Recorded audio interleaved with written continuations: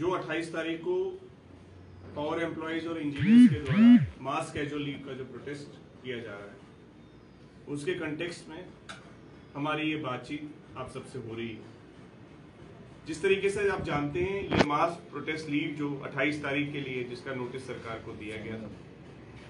उसमें हमने लगातार ये मांग की थी कि जो एग्रीमेंट में लिस्टेड पॉइंट्स है, दिसंबर में जो एग्रीमेंट हुआ था सरकार के साथ, उसमें जो लिस्टेड पॉइंट्स हैं, मैं बार बार दोहराना चाहता हूं क्योंकि एग्रीमेंट में कई सारे पॉइंट्स थे। गेस्टेड कैडर के भी थे, नॉन गेस्टेड कैडर भी थे, लाइनमैन के भी थे, चाहे वो डेली वेजर के भी क्यों न थे।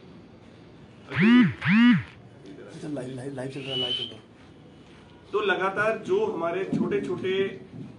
मुद्दे उसमें लिस्टेड थे, उन पे जो डेवलपमेंट, उन पे जो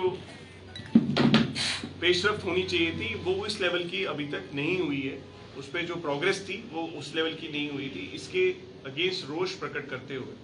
28 तारीख की जो है मास कैजुअल लीव को प्रपोज किया गया था, क्योंकि लगातार हमारे जो लोग हैं इस टाइम पे फील कर रहे थे कि गवर्नमेंट को रिजेंटमेंट भी शो करना बहुत जरूरी है कि जो हमारे एग्रीमेंटेड इश्यूज थे, जो इतनी बड़ी स्ट्राइक के बाद एग्रीमेंटेड इश्यूज थे, उन पे काम नहीं। इसी दौरान मैं ये बताना चाहता हूँ, प्रिंसिपल सेक्रेटरी पीडीडी ने इसका संज्ञान लिया है मास कैजुअल लीव का, और उन्होंने स्पेशली जो है हमसे ये लगातार बात की, और कल भी उन्होंने बात की है इस कंटेक्स्ट में हमसे, और उन्होंने ये चीज कही है कि हम इसको पॉजिटिवली कंसिडर कर रहे हैं। जो आपने जेन्युइन इश्यूज उठाए हैं, इनके साथ हैं हम, इन सारे इश्यूज को हम एड्रेस करेंगे, और जो इमीडिएटली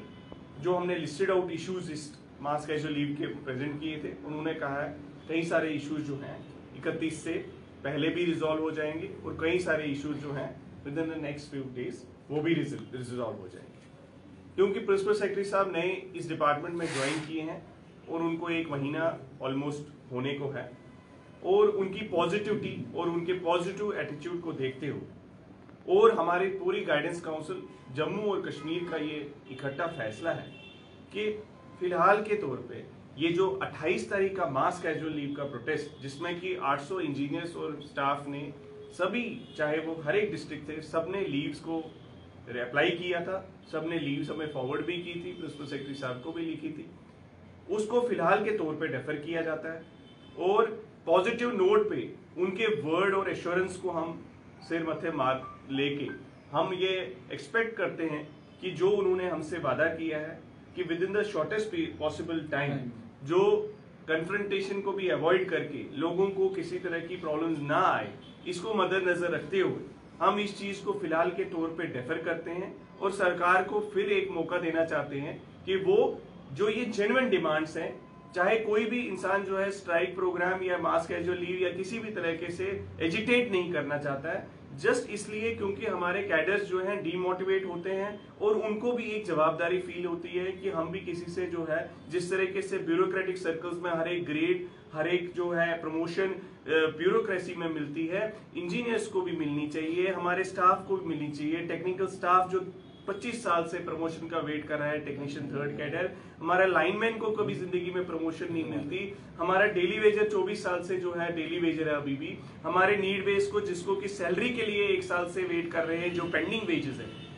देखिए, हमसे ये एग्री किया गया था कि इनकी पेंडिंग वेजेस रिलीज की जाएंगी, तो अगर पेंडिंग वेजेस रिलीज नहीं होंगी, ये तो एजिटेट करेंगे ही। आज की डेट में पावर एम्प्लॉयज कोऑर्डिनेशन कमेटी एक ऐसा मीडियम है जिसमें सभी लोग जो है यूनाइटेड है, क्योंकि हम सभी लोगों के कॉज को लेके गवर्नमेंट के पास बार बार जाते हैं। एक टाइम ऐसा आ जाता है 5-6 महीने, 8-10 महीने के बाद, जब ये चीजें रिजॉल्व नहीं होती हैं, तो एक क्राइसिस की सिचुएशन बन जाती है। Leadership will be as good as its cadres. अगर हमारी कैडर्स डीमोटिवेटेड रहेंगे और कोई भी परेशानी रहेगी उनको, तो हमें उनके साथ बार बार एक साथ होके खड़े होने पड़ता है। और आज भी जो मैं यही अपील करूंगा सरकार से कि जो भी उन्होंने एग्रीमेंट के वादे किए थे, उनको आज फिर से रिवाइज और रिव्यू कर लें। Every point is very important. मेरा जो सबसे ज्यादा ग्राउंड पे काम करने वाला, चाहे वो डेली वेजर और नीड बेस्ड है, उसका भी काम इतना ही इंपॉर्टेंट है जितना कि एक चीफ इंजीनियर की प्रमोशन हो सकती है मेरे लिए, जितना ही मेरे लिए रेगुलराइजेशन के मैटर्स होते हैं, जितना ही मेरे लिए बाकी जो मेरे ऑल ओवर J&K जो हमारा पीडीडी का इतना कर्मठ स्टाफ है, उन सभी के इश्यूज को साथ लेते हुए हम आज तक चलते रहे हैं, आगे भी चलते रहेंगे। हमारी जो JKPCC की यूनिटी है इसको मैं सलाम करता हूं और जम्मू कश्मीर के तमाम पावर एम्प्लॉयज इंजीनियर्स का शुक्रिया अदा करता हूं जिस तरीके से वो हमारे साथ खड़े होते हैं हर बारी हर दिन। और आज भी मैं उनसे ईश्वर करता हूं कि हम सरकार को अगर कुछ मोहलत दे रहे हैं वो इसीलिए